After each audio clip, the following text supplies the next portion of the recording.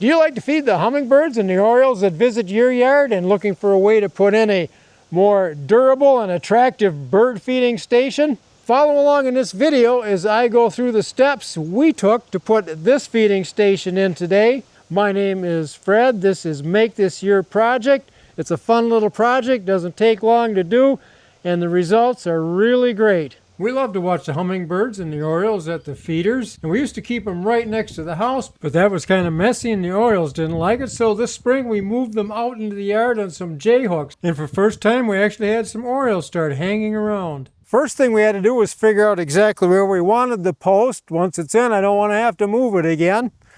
We figured that out, drove in a steel stake because I couldn't get at it right away, and because this is pointed, I put an old ketchup bottle over the top in case somebody stumbled. I don't want them to fall on that stake. Just a little safety tip there.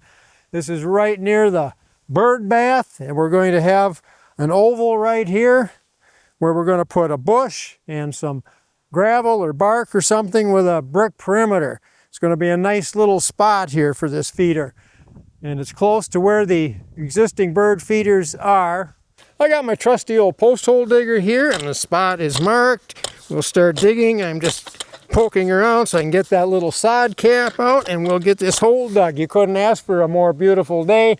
Temperature's perfect. There's a little bit of a breeze, and it had just had a couple of inches of rain, so the ground is soft. About 3-4 days ago, this was just like concrete, this clay up here. This is the day to get this done. Got my wheelbarrow close by to catch everything. Should be a nice, neat, easy job.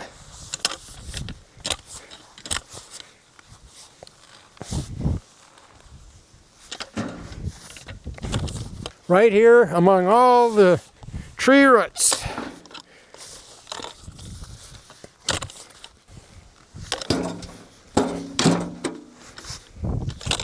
The hole is dug. It's about 2.5 feet deep. I've got a 10-foot post.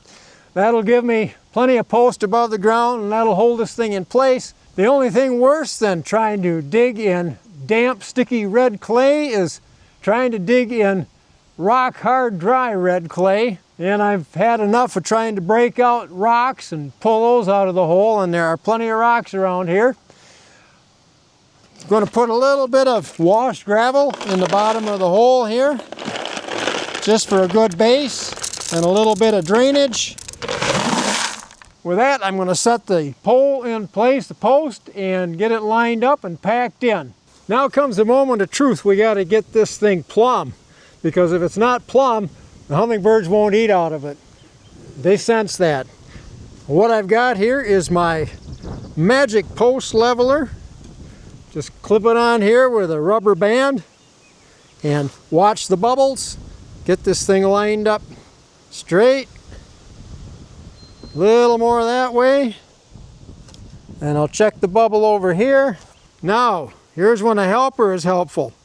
I'm going to put some dirt in around the sides to hold it in place. Go ahead.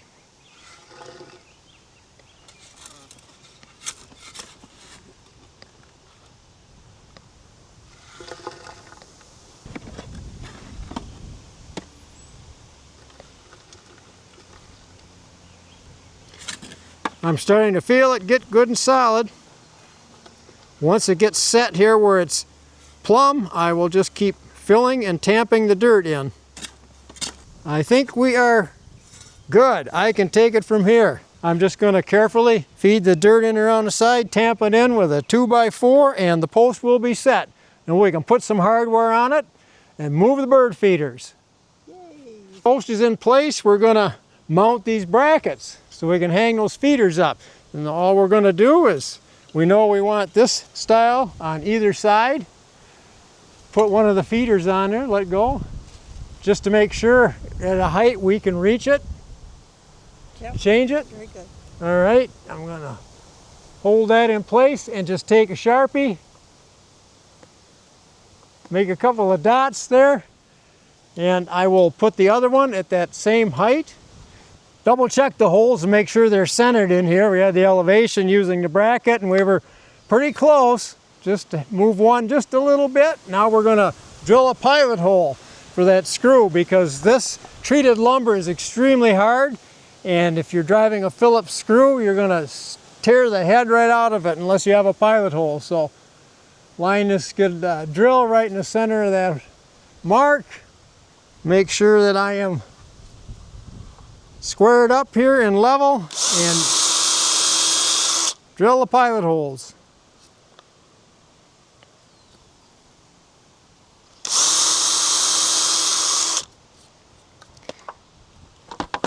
Now I'm going to mount that bracket. I need to, and I have the screws right here on the ladder. I'm going to hand you this. Take this. This is just a small impact, light impact. I find that works best if you're trying to drive screws in rather than fight with a drill.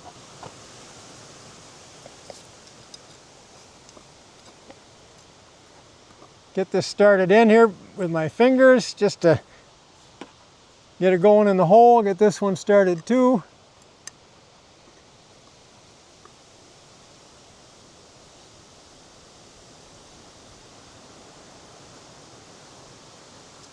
And drive them in.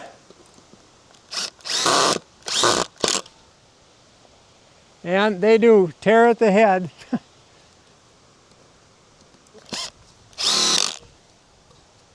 We've got one bracket up.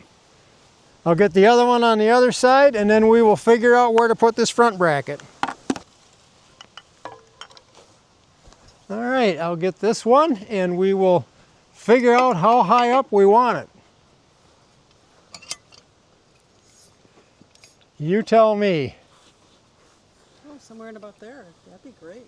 Yeah, that's where I get a good solid piece of wood. I have to work around the cracks in this treated lumber, and this gives me a good spot. So I'd like you to take this marker and pull the cap off, please. And I will get a dot in here. And we'll get this one up.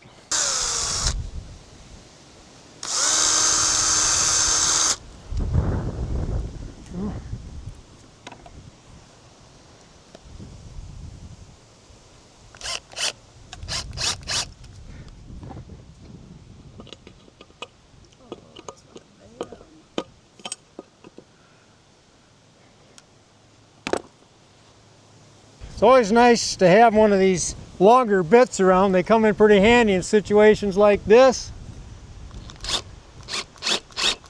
We've got the top one in, snug this bottom one. It's onto the lights and put a cap on this thing. We're going to put this solar light up. We've tested these out. They work great.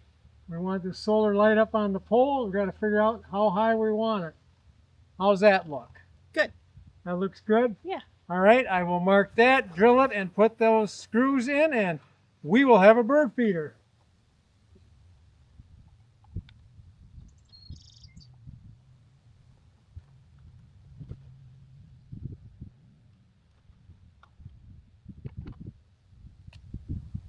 Double check for center.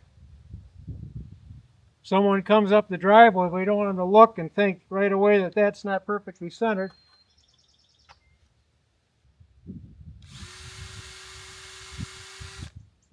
I'm not using the rather chintzy screws they sent with this, and I'm going to use some good heavy-duty construction screws instead. Get this thing mounted.